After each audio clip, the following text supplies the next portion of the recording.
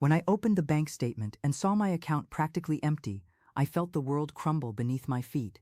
There, in the cold plastic chair at the bank, with trembling hands holding that paper that sealed my humiliation, I, Celia Marie Santos, 67 years old, discovered that I had been robbed by those I loved most. The value of my retirement pension, 40 years of hard work, of cold dawns preparing meals for children, of aching knees and dried hands, had disappeared. And the worst part, the transactions were legal, made with my own authorization. But I had never authorized anything. My friend Zelda, who accompanied me in that devastating moment, held my hand when she saw me losing strength.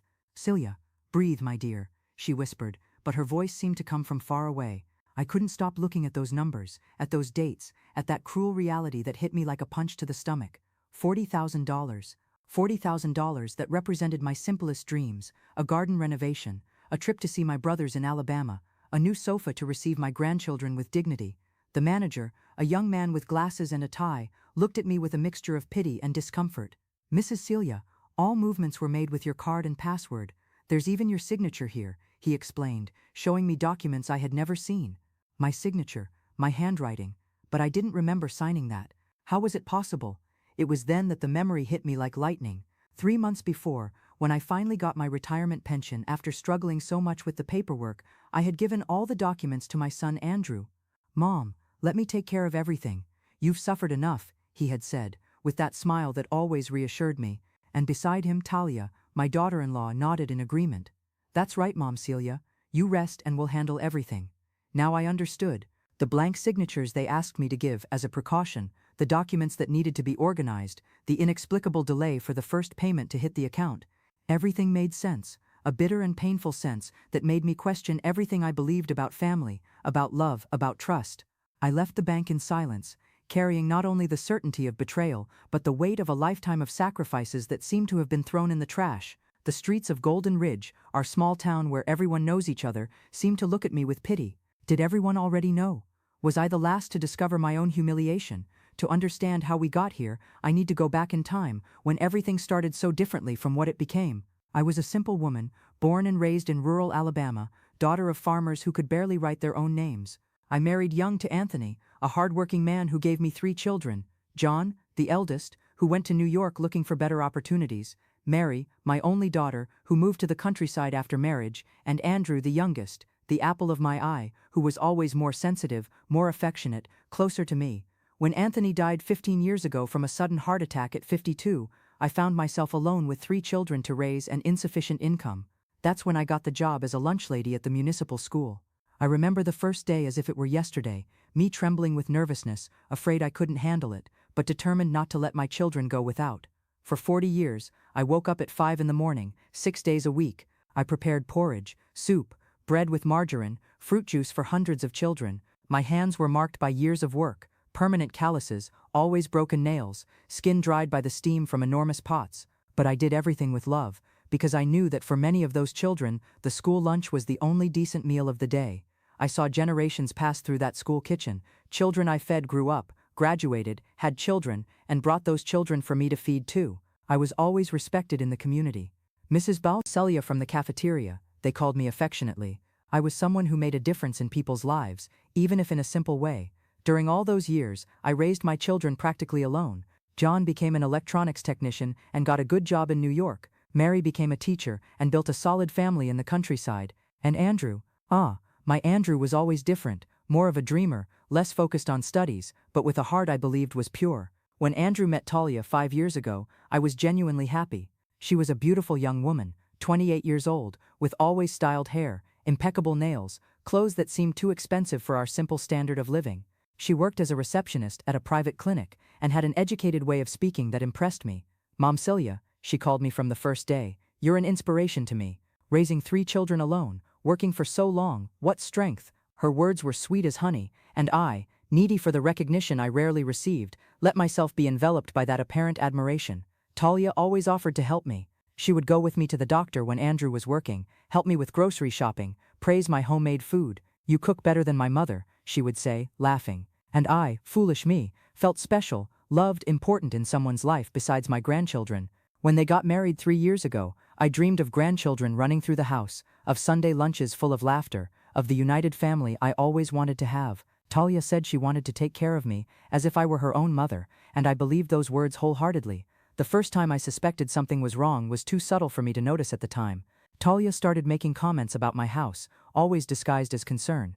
"Mom Celia, this faucet has been dripping for months. It's a waste of water and could cause problems." Or, "This sofa is asking for retirement, isn't it? You deserve something more comfortable." At first, I thought they were caring suggestions, but later I realized she always made these observations in front of other people, as if she wanted to plant in others' heads that I was being negligent with myself, as if I needed someone to take care of me. Slowly, Talia began inserting herself into aspects of my life that were once only mine. When I went to the bank, she offered to accompany me. "Let me handle it. I understand these modern things better," she would say. When important mail arrived, she volunteered to explain the content. "These technical terms are complicated, Mom Celia. Good thing you have us to help." And I, gradually, gave up my autonomy without realizing it. Not out of incapacity, I had always taken care of my own things, but because I believed I was being loved and protected. What's the difference between affection and manipulation when the gestures are the same? Andrew, my son, changed too. Before, he would seek me out to talk about everything. He would tell me about his problems at work, his worries, his dreams. But after marriage, our conversations became superficial. He seemed always in a hurry, always worried, and when I tried to get closer, Talia would appear with some urgent demand that required his attention. "Andrew, come here quickly, I need your help with something," she would say whenever I started talking to my son, and he, obedient as a puppy, would run to attend to his wife. I would stand there, with words half-spoken, feeling like an intruder in my own son's life. But what really should have alerted me was the change in their lifestyle.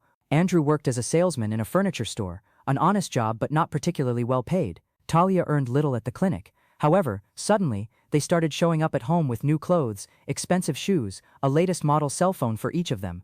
"We bought it on credit, Mom. Nowadays everyone does that," Andrew explained when I asked how they could buy so many things, and Talia would add, "It's an investment in ourselves, Mom Celia. You always said we have to value ourselves, didn't you?" I had said that, but that's not what I meant. I was talking about dignity, about self-respect, about not letting anyone humiliate you, not about rampant consumerism financed by debt. The turning point began when I finally got my retirement pension. After months of back and forth to the competent agencies, of lost and found documents, of endless waits and lines, it finally came through. $40,000 in back pay, plus the monthly benefit. When I heard the news, I cried with happiness, not because of the money itself, but because of what it represented: recognition for my years of work, the possibility of realizing small dreams I had kept for so long, the security of not needing to depend on anyone in old age. My plans were simple and modest. I wanted to renovate my small garden, which had been abandoned for years. I dreamed of planting roses, jasmine, making a small herb garden. I wanted to replace my old sofa, which creaked every time the grandchildren sat down to watch television with me. And more than anything, I wanted to take a trip to Alabama, to see my brothers whom I hadn't seen in more than 10 years. When I told Andrew and Talia about my plans, their reaction surprised me. Instead of the joy I expected, I noticed a strange tension in the air. Talia forced a smile and said, "How wonderful, Mom Celia. You deserve it so much." But her eyes didn't smile along with her mouth. Andrew seemed uncomfortable. "Mom, are you sure you want to spend that money like that? Maybe it would be better to save part of it, right? For emergencies." I found it strange that my son was discouraging me from realizing such simple dreams, but I thought he was being prudent. It was Talia who suggested they help me with the paperwork. "These bank things are very complicated, Mom Celia. Let Andrew take care of everything. He understands this better." And I, foolish me, thought I was being cared for, protected, loved. I gave all the documents to Andrew. I signed the papers they brought me, blindly trusting that my son would never hurt me. "They're just formalities, Mom," he would say every time I asked what I was signing. Bank documents, routine authorizations. Weeks passed without the money appearing in my account. Every time I asked, Andrew gave me a different excuse. "The bank said it takes a while for the first payment, or you have to wait for clearance, or everything's fine, Mom, it's just a matter of time." During this period, I began to notice subtle but significant changes in Talia's behavior. She started visiting less, and when she came she seemed distant, hurried. The conversations that once lasted hours became 15-minute visits, always with some excuse to leave quickly. At the same time, I started seeing strange movements on social media. Talia's mother, Mrs. Dolores, whom I knew only by sight, started posting photos of a house under renovation. Walls being painted, new furniture being delivered, a kitchen being remodeled. "New phase, thank God," said the caption of one of the photos. Initially, I didn't associate one thing with the other. Why would I? It was just a coincidence that my daughter-in-law's mother was renovating her house at the same time my money was delayed in arriving. Or, at least that's what I wanted to believe. But the last straw came from where I least expected it. I was at the market, doing my weekly shopping, when I met Mrs. Sebastian, a known neighbor. We were talking about trivialities when she let slip, without any malice. "Celia, how good that you managed to help Talia's mother-in-law with the house renovation, right? I heard you gave her a good amount. What a generous heart you have." I felt my blood freeze in my veins. "What do you mean, Sebastian?" I asked, trying to keep my voice steady.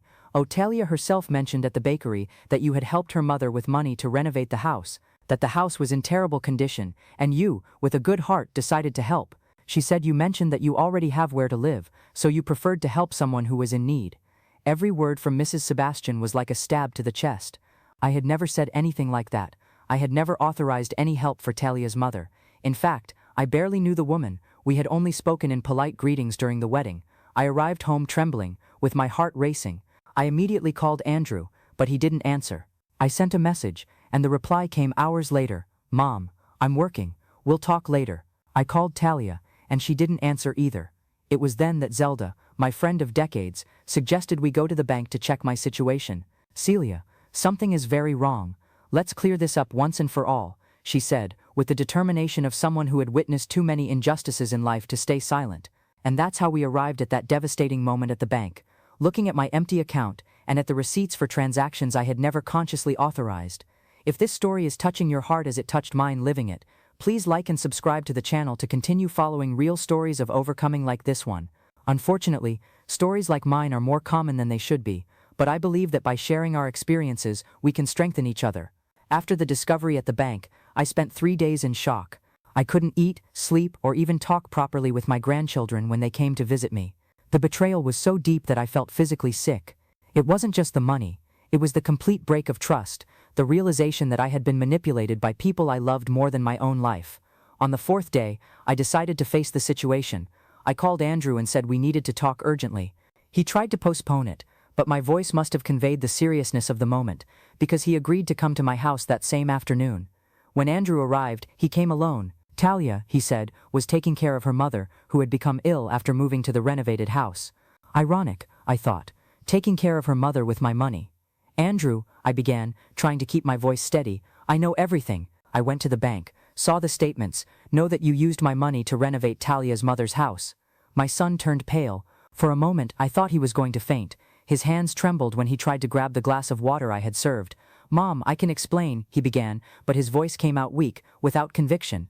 "Then explain," I said, sitting across from him at the kitchen table where we had talked so many times during his childhood and adolescence.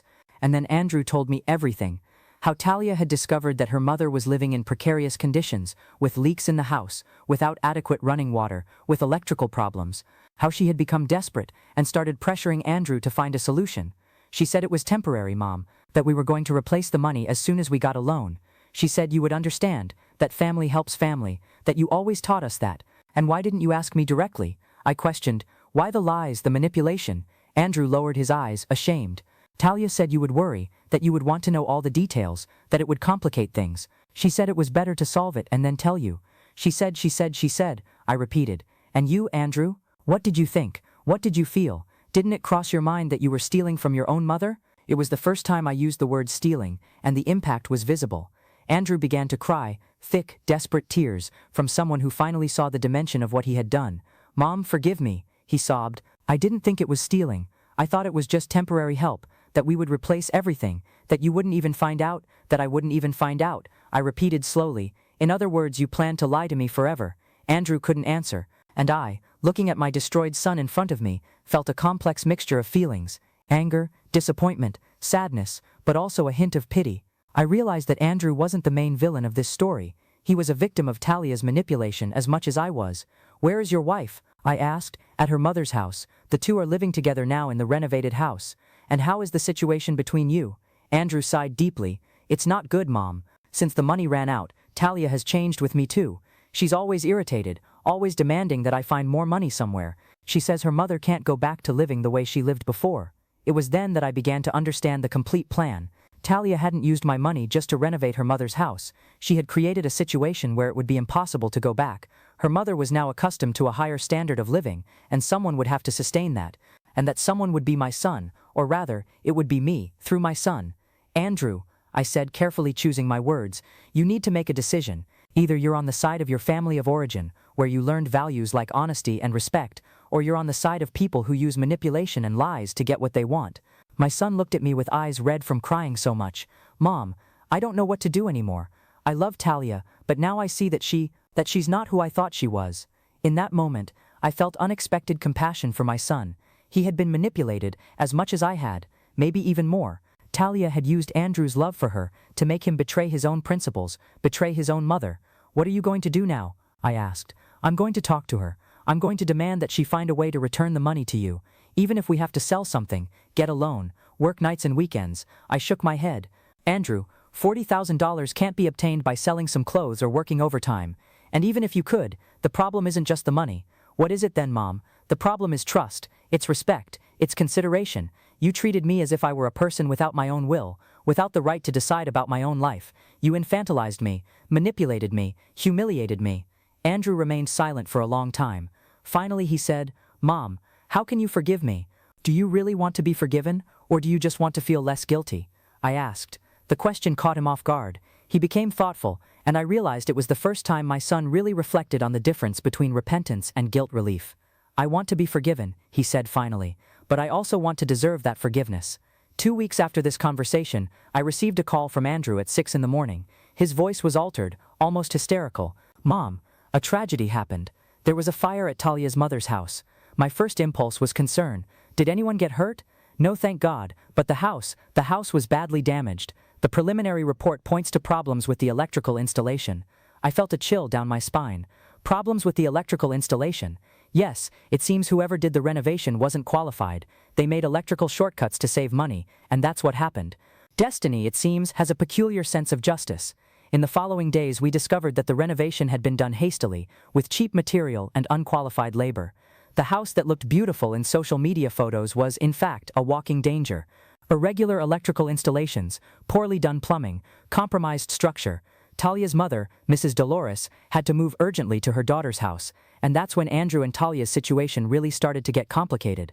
Mrs. Dolores was a lady with a strong personality, accustomed to being in charge at home.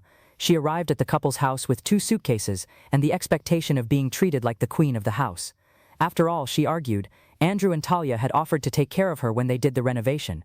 Talia, who had always been vain and liked to keep the house impeccable, suddenly found herself sharing space with a demanding mother-in-law who rearranged furniture, criticized food, turned on the television at maximum volume, and received visitors without warning.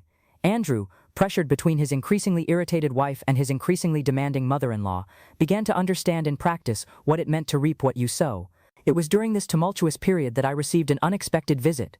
Talia appeared at my door on a Tuesday afternoon, with red eyes and a disheveled appearance, something unprecedented for someone always so vain. Mom Celia, she said, and for the first time her voice sounded genuinely broken, can I talk to you? I received her with courtesy, but without warmth. I offered coffee, which she refused, and we sat in the living room, with heavy silence between us. I know you know everything, she began. Andrew told me you talked. I waited for her to continue. I wanted to explain, she tried, but I interrupted her. Explain what, Talia? That you manipulated my son to steal my retirement money? That you made me sign documents without explaining what I was signing? That you spread around town that I had helped your mother when you actually deceived me? Talia began to cry.